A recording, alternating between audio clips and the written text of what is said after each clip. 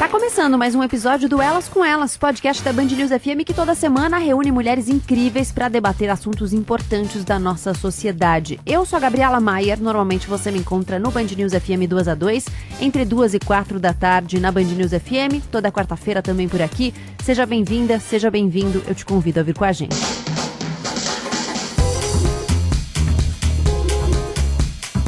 Hoje o episódio do Elas com Elas está um pouco diferente. Ao invés de várias mulheres, nós chamamos aqui uma mulher que está liderando um projeto importante para o Brasil que deve fazer história. 15 mil brasileiros terão o DNA mapeado num projeto inédito no Brasil. O genoma dessas pessoas vai gerar um enorme banco de dados para os cientistas brasileiros. O Brasil vai ser o primeiro país a ter uma iniciativa do tipo na América Latina e a partir do fim do primeiro semestre de 2020, 3 mil amostras já devem estar coletadas e mapeadas. Essas primeiras 3 mil vão servir de base para a continuação do trabalho. Essa pesquisa envolve pesquisadores e pesquisadoras de várias partes do Brasil e é encabeçada pela geneticista da Universidade de São Paulo, a USP, Lígia da Veiga Pereira. Hoje nós convidamos a professora para falar um pouco sobre o trabalho do DNA do Brasil, sobre a carreira dela, a trajetória dela, o percurso que ela fez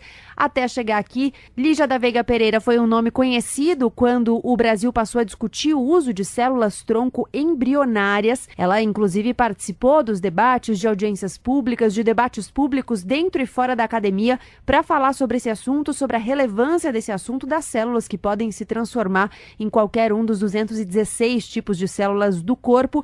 E a gente hoje vai olhar em especial para o projeto DNA do Brasil, nessa conversa com a professora Lígia da Veiga Pereira. Queria que a gente começasse explicando esse projeto. O que é o DNA do Brasil? Qual é o objetivo dele? O objetivo geral do DNA do Brasil é a gente conhecer a genética da nossa população, conhecer o DNA do brasileiro. E quando a gente fala DNA do brasileiro, não existe um DNA do brasileiro. Nossa população é muito misturada. Nós somos uma mistura dos índios que já estavam aqui, né? Quando o país foi descoberto, os portugueses que vieram, trouxeram africanos, depois vieram mais europeus.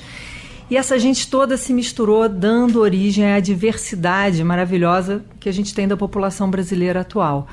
E a gente conhece muito pouco sobre o nosso DNA, sobre as variações que existem no DNA dos brasileiros. E é isso que a gente vai fazer hoje com esse projeto, caracterizar isso em larga escala, com 15 mil brasileiros de todos os estados do país.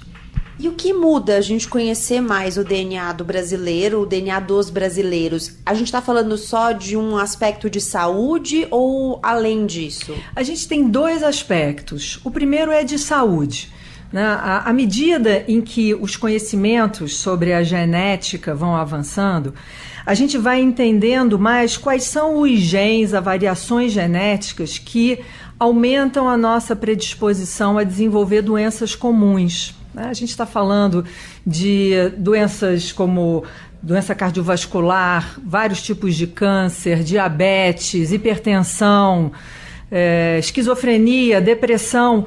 Todas essas são doenças que têm componentes genéticos. Então, à medida em que a ciência como um todo for descobrindo que genes estão associados ao seu risco de desenvolver essas doenças, a gente vai começar a fazer um diagnóstico mais preciso da sua predisposição para desenvolver cada coisa dessas. Então, por exemplo, se eu sei que eu tenho uma predisposição a desenvolver hipertensão, o que eu vou fazer com isso? Eu vou adequar o meu estilo de vida. Não vou fumar, ninguém deve fumar, mas eu, em específico, não vou fumar, vou me exercitar, não vou comer gordura e talvez eu nunca manifeste isso. Por quê? Porque eu sabia que eu tinha essa predisposição e eu pude prevenir o aparecimento da doença. Então, isso depende da nossa genética. Os estudos atualmente que estão sendo feitos sobre a genética das doenças comuns estão sendo feitos principalmente em populações brancas, né, europeus e o pessoal dos Estados Unidos. E isso aí não vai se aplicar a populações com uma genética diferente, seja ela asiática, africana ou brasileira. Então, um impacto que conhecer o DNA do brasileiro vai ser incluir a população brasileira nessa medicina preventiva baseada na genética, porque a gente vai conhecer a genética da população brasileira. O segundo aspecto que tem nessa pesquisa, e que é muito bonito, é que o DNA do brasileiro também conta a história da formação da nossa população. E ao sequenciar o nosso DNA, a gente vai conseguir identificar ali fragmentos de DNA de origem indígena, de índios que não existem mais, mas que pedaços do DNA deles estão aí nos brasileiros modernos, né? A mesma coisa com os componentes africanos. Então, é um projeto que vai falar de saúde e de história também. Eu ia perguntar isso, sobre a conexão com a nossa ancestralidade, né? A gente conhecer um pouco mais quem veio antes da gente. Isso é fundamental, porque a gente tem isso, né? A gente tem esses 5 milhões de índios que moravam aqui e que foram exterminados, basicamente, né? Sobrou muito pouco. Mas eles não estão aqui, mas eles sobrevivem de alguma forma, fragmentados em todos nós. Então, a gente, quando sequencia ou analisa o DNA de brasileiros, as pessoas têm diferentes proporções de DNA de origem indígena. Então, com o pouco de sequenciamento que já foi feito por vários grupos de DNA de brasileiro, a gente identifica isso. Agora a gente vai fazer isso numa grande escala. Do ponto de vista da ancestralidade africana, você veja, vieram povos da África para o Brasil que nunca se encontraram na África, né? A gente tem escravos vindo, ou africanos escravizados vindo da África Oriental e da África Ocidental. Eles nunca se encontraram lá e aqui eles se misturaram. Então a gente vai encontrar combinações genéticas africanas aqui que nem existem na África. E do ponto de vista histórico, isso tem uma importância muito grande, porque as pessoas de ancestralidade, de descendência africana, não conhecem as suas origens, né? Você pegar alguém, sei lá do Rio Grande do Sul, que tenha só uma origem europeia, a pessoa sabe, o meu tataravô veio lá da Itália, a minha trisavó era alemã e tal. As pessoas que têm uma ancestralidade africana não sabem de onde vieram. Os documentos do tráfico escravo, quando foi instaurada a Lei Áurea, foram destruídos para a gente apagar essa página vergonhosa, né, da nossa história. Então, a gente analisando agora, sequenciando o DNA do brasileiro, a gente vai resgatar essa história também. A gente vai dar para essas pessoas informação sobre as suas origens, sobre a sua ancestralidade. Isso eu acho que é um aspecto também muito bonito do projeto. Eu queria perguntar um pouco sobre a equipe envolvida no projeto. Legal. Né? A gente está num momento em que a gente acha que mais do que nunca precisa olhar para os nossos pesquisadores e pesquisadoras, ressaltar, né, evidenciar o trabalho que é feito a tanto custo. Quem é essa equipe? Quem são as pessoas envolvidas nesse trabalho? Olha, esse trabalho tem toda a equipe que cuida dos 15 mil brasileiros que vão ser sequenciados. Então, quem são essas pessoas? O pessoal está até mandando e-mail para a gente, telefonando, eu quero ser sequenciado e tal. Mas não adianta, tem valor a gente sequenciar pessoas que a gente conhece muito bem a saúde delas, para depois a gente cruzar os dados do DNA com os dados de saúde. Então, existe um projeto que está acontecendo no Brasil há 15 anos, que é o Estudo Longitudinal da Saúde do Adulto, projeto ELSA, que reúne 6 centros de pesquisa, da Bahia até o Rio Grande do Sul, e que vem acompanhando esses 15 mil brasileiros e coletando dados sobre a saúde dessas pessoas. Esses pesquisadores estão sendo financiados tanto pelo Ministério da Ciência quanto da Saúde por esses anos todos. Então, um investimento enorme já foi feito para a criação desse banco de dados super rico de informações sobre a saúde. E agora a gente está juntando as informações sobre a genética, né? E aí a equipe que está cuidando da genética, do DNA do Brasil, nós somos eu, da USP, mais 2 colegas meus, a professora Tabita Unemeyer, que estuda há muito tempo a genômica de populações e a origem das populações da América Latina. Ela tem um projeto super bonito que ela está analisando o genoma de populações indígenas brasileiras. Então, é uma pessoa que tem muito conhecimento sobre como analisar genomas e DNAs de populações e extrair informações históricas dele. Um outro pesquisador que era do INCOR, agora foi para Harvard, mas segue associado, é o Dr. Alexandre Pereira, que é um médico cardiologista geneticista, que tem também muita experiência em analisar genomas agora do ponto de vista clínico, como extrair informações sobre a saúde, a genética da saúde de indivíduos, né? E o professor Diogo Meyer, que é também lá da USP, e ele trabalha também, tem muita experiência em manipular esses dados genômicos, é uma quantidade de dados, assim, gigantesca. Eu posso imaginar, quer dizer, eu acho que eu nem imagino. Então, você precisa de pessoas que saibam manipular isso com ferramentas computacionais. Então, todos esses pesquisadores têm muita expertise nisso. O professor Diogo tem um foco, ele está muito interessado em olhar os genes do nosso sistema imunológico e como é que eles evoluem na formação da população brasileira. Então, a gente tem essa equipe inicial. Agora, a gente está gerando um banco de dados que é para a comunidade científica brasileira toda. Sabe, eu fico batendo nessa tecla. Esse não é um projeto da Lígia, não é um projeto do ELSA ou da USP. Isso é um projeto para o Brasil. Então, o impacto maior que a gente vai ter não é na minha pesquisinha, nos artigos que a Lígia vai publicar, não. É em a gente criar um material em que toda a comunidade científica possa fazer as suas pesquisas respectivas, né? Existem milhares de perguntas que você pode tentar responder usando agora a informação sobre a genética da nossa população. O que esse projeto significa para os estudos genômicos do Brasil? Em que posição ele coloca o Brasil quando a gente olha para o que está acontecendo fora do Brasil também? Olha, nós com o lançamento desse projeto, nós somos o primeiro país da América Latina a ter um projeto de sequenciamento do DNA da sua população, formal, que englobe toda a nossa população.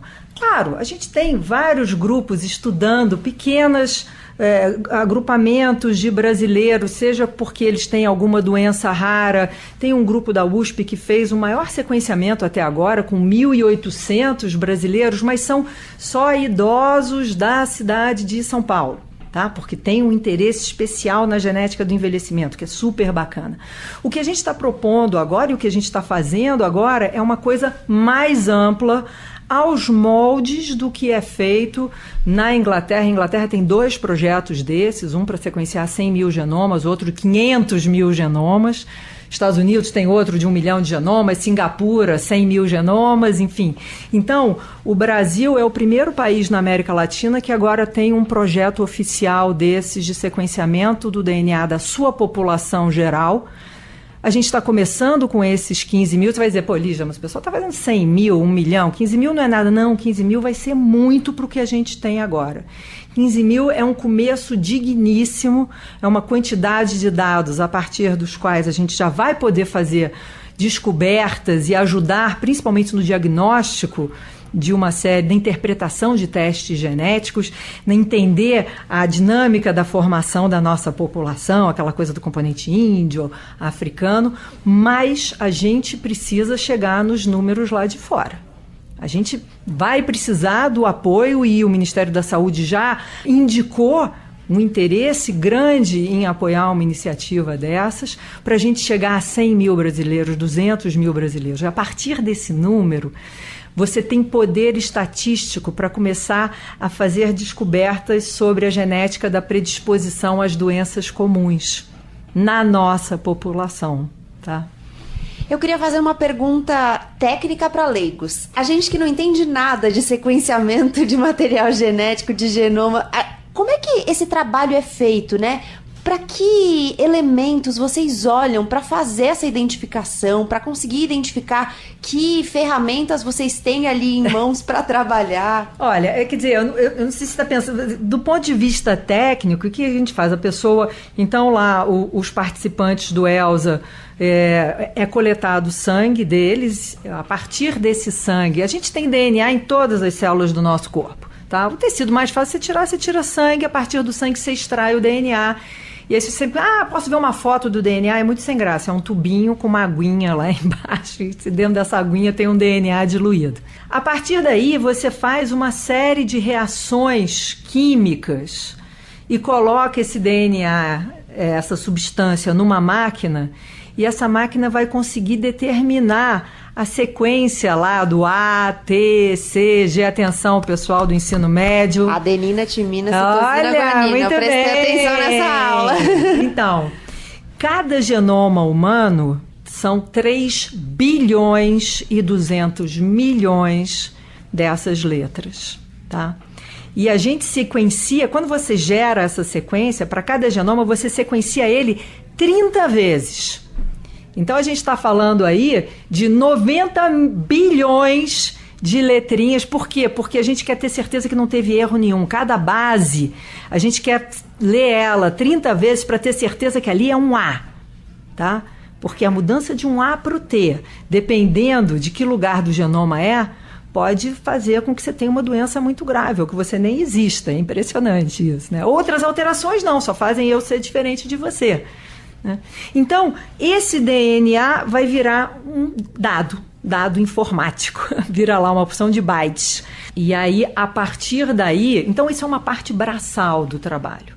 Aí vem a parte inteligente, que é a gente ter cientistas que saibam manipular esses dados, olhar para isso e aí, né? Usar ferramentas do que a gente chama de bioinformática, que é a informática aplicada a dados biológicos, e extrair conhecimento disso aí. Então, você precisa ter um conhecimento muito grande dessas ferramentas de estatística para transformar esses bilhões de A, T, C, G em conhecimento, em novas descobertas. E aí, depois disso, como é que vem a aplicação? Você mencionou alguns elementos que a gente pode pensar, e aí você falou, a partir do momento em que a gente tiver aí uma amostragem de 100 mil, 200 mil pessoas, a gente consegue pensar numa escala muito grande. Como é que a gente passa a aplicar isso? Em que momento isso passa a ser viável nesse sentido?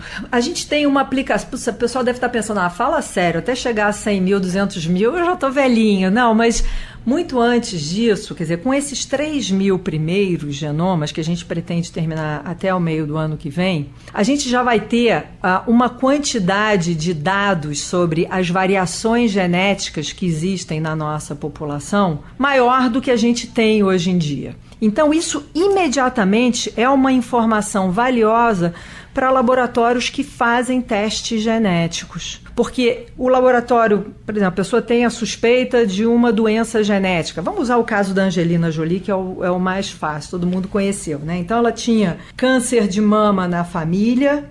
Então, existia lá um gene, uma mutação no gene do câncer de mama, que a mãe dela tinha, uma tia dela tinha. Então, a mãe era azinho, atenção, pessoal do ensino médio. E ela, então, tinha 50% de chance de ter herdado aquela mutação, né? E se ela tivesse herdado aquela mutação, a chance dela desenvolver um câncer de mama até os 70 anos era de 80%. Então, ela foi e fez um teste genético para ver se ela tinha herdado, que é sequenciar esse gene, chama BRCA1, né, lá do genoma dela. Quando você sequencia um gene, você acha de uma pessoa, você acha várias variações na sequência. E essas variações podem ser variações comuns que existem na população, que só fazem uma pessoa ser um pouquinho diferente da outra, ou uma variação dessas pode ser uma variação causadora de doença. Tá? E o grande desafio do geneticista clínico, do geneticista que está fazendo esse exame, é identificar se o que ele está enxergando ali é uma mutação que causa doença ou não. Tá? Como é que ele faz isso? Ele faz isso comparando o que ele, vendo se essa mutação já foi encontrada nos bancos de dados populacionais que existem. Se ela já estiver lá, ele vai dizer, não, isso aqui é uma coisa comum que existe na população, isso aqui não deve causar a doença. Se ele não achar, ele diz, opa, isso aqui é suspeito. Isso aqui pode ser que isso seja de fato uma alteração que cause a doença. Só que quando você faz isso com um DNA, um brasileiro, pode ser que aquela alteração que você está vendo ali e que não existe em bancos de dados internacionais, não exista nesses bancos porque isso é uma variação que vem dos índios ou que vem dos africanos e que não está na Europa nem nos Estados Unidos, mas está e é comum na população brasileira. Então, a primeira coisa que a gente vai gerar vai ser essa lista das variações genéticas que são comuns na nossa população. E aí todos esses laboratórios vão melhorar a interpretação dos seus exames genéticos, vão usar isso como um padrão para dizer, opa, o que eu estou vendo aqui no meu paciente é uma coisa rara que deve causar doença ou não? Isso é uma coisa comum da nossa população brasileira. Tá? Isso é um resultado mais imediato. Esses resultados históricos sobre a história da população, a ancestralidade indígena e africana também é um resultado que eu acho que ao fim desses em 24 meses, com os 15 mil sequenciados, a gente vai ter uma história muito legal para contar. Agora, do ponto de vista da gente entender a genética das doenças comuns e como é que são esses riscos genéticos na nossa população, aí a gente precisa mesmo chegar nos 100 mil, nos 200 mil DNAs sequenciados. Eu queria perguntar sobre algumas questões éticas que sempre aparecem quando a gente fala de genética, né? Legal. Tem muitas preocupações. Eu me lembro quando a gente começou a falar com mais ênfase, né, na questão da edição do DNA, né? Como é que a ética entra nesse projeto, por exemplo, ou nesse tipo de trabalho, né? Que questões aparecem? Com que dilemas vocês se deparam? Olha, a ética, ela entra desde o começo. Ela entra antes da gente começar a coletar o DNA das pessoas, né? Então, o ELSA já tem consentimento dos participantes que quiseram ter o seu DNA coletado. Eles já fizeram alguns tipos de estudos genéticos com os DNAs desses participantes. Agora a gente vai entrar em contato com eles de novo, porque a gente está propondo uma coisa diferente agora. A gente está dizendo agora, a gente quer sequenciar o seu DNA completo. Você deixa? Tá? Então tem que começar por aí, e a pessoa vai dizer se ela deixa ou não. Tá? E aí, aqueles que participarem, a gente tem uma segunda pergunta para fazer para eles, que é o seguinte: quando a gente sequencia o DNA de uma pessoa, pode ser que a gente encontre coisas que a gente não esperava encontrar. Né? Eu posso encontrar lá uma mutação no gene do câncer de mama, por exemplo. Se eu encontrar isso, é importante que você saiba, porque você pode tomar medidas preventivas. Pode ser que você queira saber, mas você tem o direito de não saber.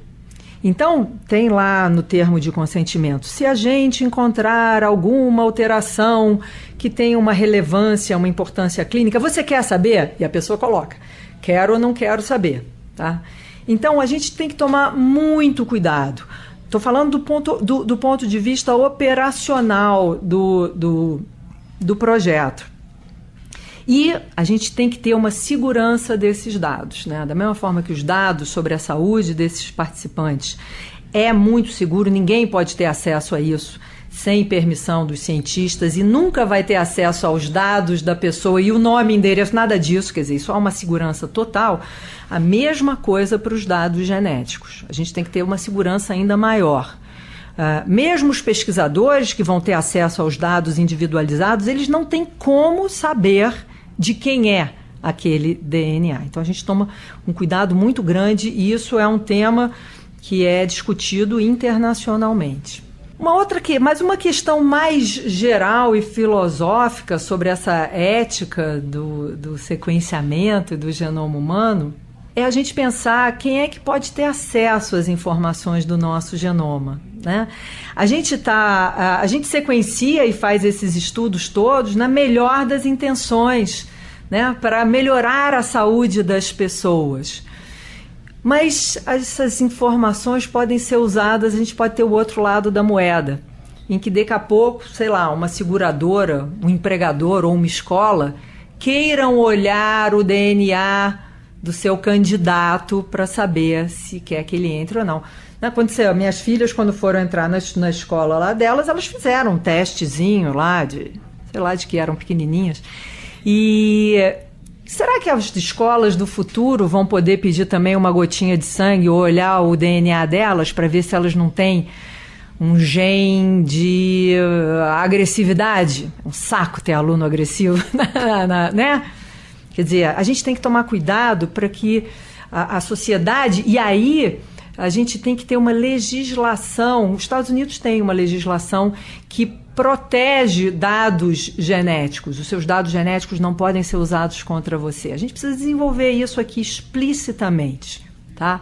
Hoje a gente não tem. Hoje a gente não tem, mas a gente tem essa segurança com os dados. Uma escola, ou um empregador, ou a sua seguradora de saúde, se ela te pedir, você diz não dou. E aí a gente vem num outro ponto que é muito importante, que é o seguinte: o nosso genoma, o nosso DNA não é uma bola de cristal, tá? Claro, está escrito no meu DNA que a Lígia é um ser humano, está escrito que ela é mulher, que ela tem o tipo sanguíneo O positivo, que o olho é dessa cor, que o cabelo é da outra e tal. Isso tudo está escrito lá. Mas, por exemplo, pode estar escrito lá, e eu acho que estava, que eu tenho uma tendência a engordar.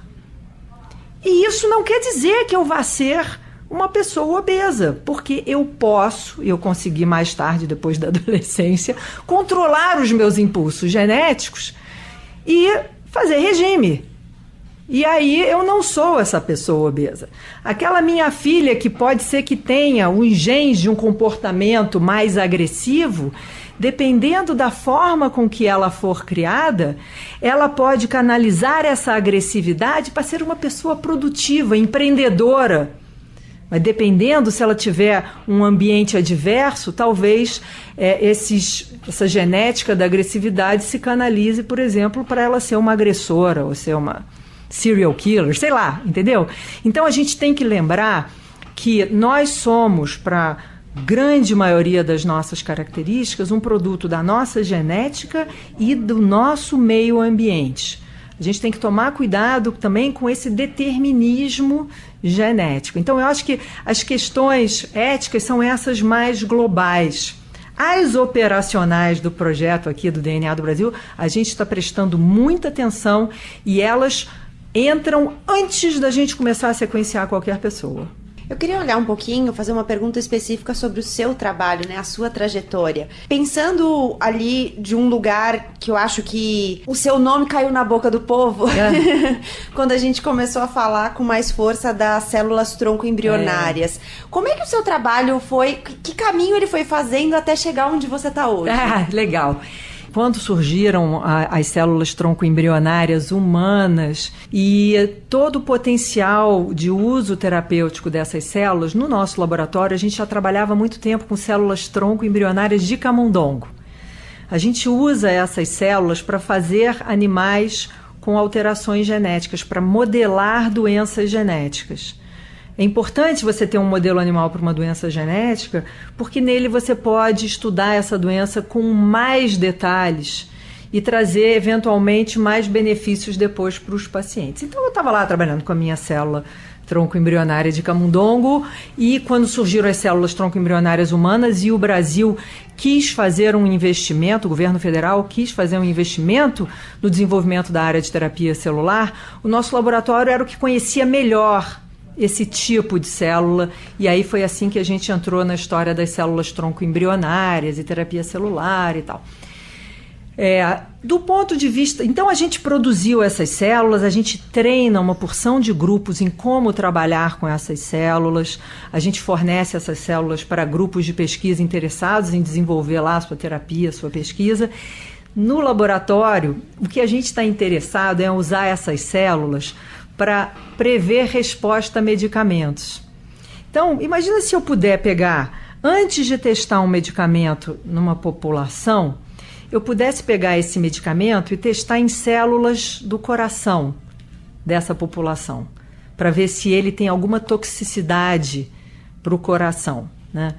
Então, a partir dessas células embrionárias, eu consigo fazer células cardíacas no laboratório. Então, a gente se interessou por essa questão. Aí, a gente pensou no seguinte, mas tem um problema também mais interessante. Os medicamentos, as pessoas respondem de forma diferente aos diferentes medicamentos. Então, o mesmo medicamento que funciona para o Zé pode não funcionar para a Maria. E pode fazer mal para o João, né? E isso está baseado na nossa genética também. É porque nós somos geneticamente diferentes que a gente responde de forma diferente aos medicamentos.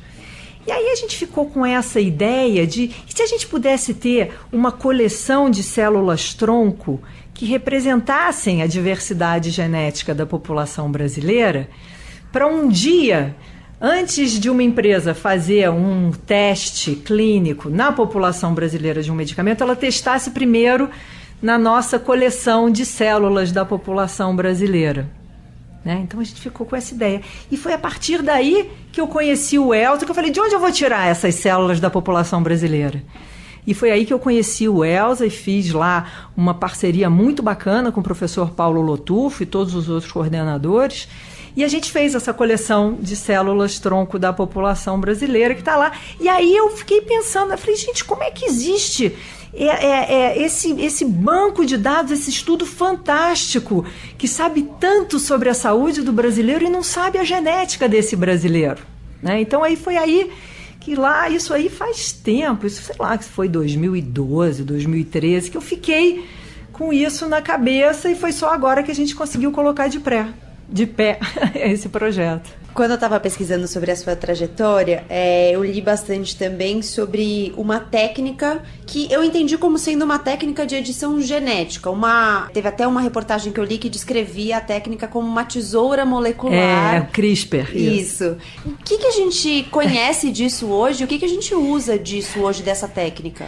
Olha, isso é uma técnica revolucionária que permite que a gente modifique o DNA desde uma célula até um animal, até um ser humano, tá? É uma técnica muito poderosa. Para você ter uma ideia, quando eu estava lá fazendo o meu modelo animal com a doença genética, a eficiência que a gente tinha para conseguir fazer a alteração genética exatamente no gene que a gente queria era 200 vezes menor do que essa técnica atual. Né? Quer dizer, a eficiência com essas moléculas que a gente chama de CRISPR aumentou para burro. E agora isso está revolucionando a forma como a gente faz pesquisa, porque a gente usa isso como uma ferramenta de pesquisa. Eu faço alterações nas células, vejo como elas se comportam e com isso eu começo a entender qual é a função desse gene ou daquele gene. Então você tem várias aplicações para fazer plantas e organismos geneticamente modificados com mais eficiência e com mais precisão. Né? Então, isso aí está revolucionando. E a aplicação em saúde também é muito bacana. Né? Você imagina uma pessoa, por exemplo, com hemofilia. Então, um menino tem hemofilia porque tem um gene lá no cromossomo X. Lembra que o menino é XY? Então, tem um gene que codifica uma proteína que é um fator de coagulação. Se ele tem uma mutação, uma alteração nesse gene, ele não consegue produzir esse fator de coagulação, isso é produzido pelas células do fígado, e aí qualquer corte, qualquer batida, o hemofílico sangra. Claro, e você pode fazer transfusão de sangue. Hoje em dia existem terapias onde a pessoa recebe esse fator de coagulação purificado, que é muito mais seguro do que receber a transfusão de sangue, né? Mas mesmo assim a vida dessa pessoa não é fácil, né? Tem que ficar cuidando disso. E se a gente pudesse tirar algumas células do fígado dele e no laboratório, ou mesmo no próprio fígado, com essas moléculas CRISPR, consertar esse gene defeituoso dele? A célula dele voltaria não porque ela nunca produziu a proteína normal, ela passaria a produzir aquele fator de coagulação normal. Então, as aplicações em saúde, as perspectivas de aplicação em saúde são fantásticas. E a eficiência altíssima dessa técnica é que vai permitir a gente conseguir fazer essas coisas. Você acredita que a gente vai alcançar um momento em que a gente vai conseguir democratizar o acesso a todos esses resultados dos estudos genômicos? Olha, se eu não acreditasse nisso, não valia a pena fazer esse trabalho, né? Esse trabalho, a gente trabalha numa ciência de ponta. Essa ciência de ponta, em geral, acaba desenvolvendo terapias complexas, pouco acessíveis, e existe um desafio tão importante quanto, que é tornar essas novas descobertas acessíveis para toda a população. A gente já vive essa desigualdade de acesso à medicina atual, né? A gente tem um problema de acesso óbvio, que a gente ainda não conseguiu resolver com a medicina que a gente tem hoje. Essas coisas mais modernas que a gente está falando, de novo, isso aí vai aumentar ainda mais esse desafio, que ele já existe. Então, tudo isso tem que ser desenvolvido em paralelo. A gente tem que avançar a ciência, mas a gente tem que também ter muita gente pensando em como tornar essas descobertas disponíveis para toda a população, senão não vale a pena. Muito obrigada, professora. Obrigada pela oportunidade de divulgar nosso trabalho.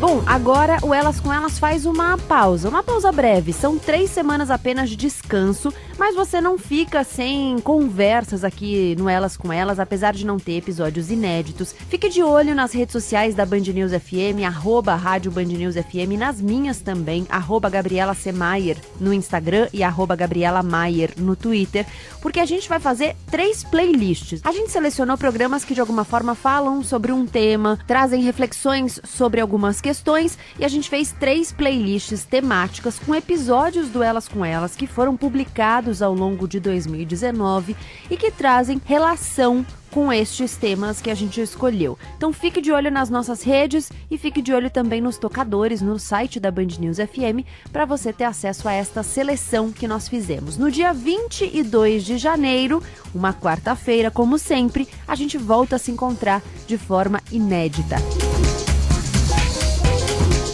A gente chegou ao fim de mais um episódio do Elas com Elas. Pode escrever pra gente pelo e-mail elascomelas@bandnewsfm.com.br, pelas nossas redes sociais, @Rádio Band News FM em todas as redes. Eu tô no Instagram como @Gabriela C. Maier, no Twitter como @Gabriela Maier. Eu sou a Gabriela Maier, cuido da pauta, da produção, da edição, do roteiro desse episódio. A sonorização é do José Antônio de Araújo, a Letícia Valente, a coordenadora de digital da Band News FM, a Marcela Coimbra, chefe de redação e de digital. Obrigada pela sua companhia, um bom fim de ano, bom início de 2020 e até já.